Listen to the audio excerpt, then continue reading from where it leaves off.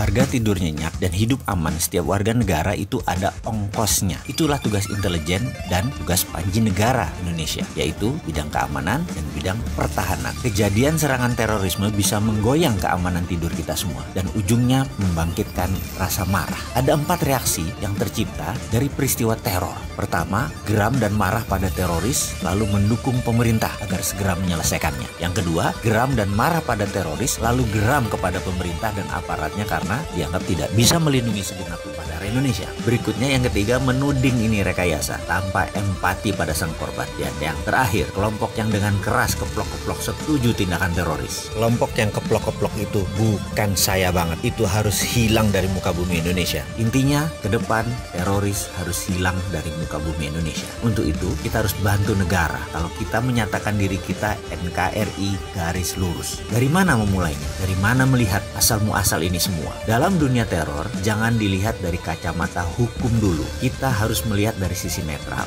Begini melihatnya, yang selalu kita mulai dengan pertanyaan, mengapa dan untuk apa teror itu dilakukan? Dalam pelajaran dasar di akademi, tujuan teror adalah membangun instabilitas di sebuah wilayah sebelum nanti ditaklukkan. Kemudian, ketika ketidakstabilan tercipta, maka diharapkan membentuk ketidakpercayaan. Begitu ketidakpercayaan terbangun, maka akan menimbulkan gerakan lebih besar lagi di mana pemerintahan biasanya yang saat ini berkuasa atau incumbent terguling. Jadi teror adalah act of war atau tindakan teror adalah perbuatan perang. Kita harus melihat teror dari sisi perang atau war tools. Sekali lagi, teror adalah strategi perang, bukan kriminal biasa, juga bukan kriminal berat. Teror itu bukan tindakan kriminal. Perang itu kejahatan di atas kriminal atau kejahatan luar biasa atau extraordinary crime atau bahasa sekolahnya adalah hideous crime, kejahatan yang mengerikan. Selama melihat teror dengan kacamata pro justisia, maka teror di Indonesia tidak bisa selesai dengan cepat, akan memakan waktu lama. Oke, untuk itu sebentar saya akan menjelaskan untuk hal ini. Jadi, undang-undang anti teror yang akan diterbitkan oleh DPR atau Perpu pemerintah, pastikan pendekatannya adalah extraordinary crime dan tidak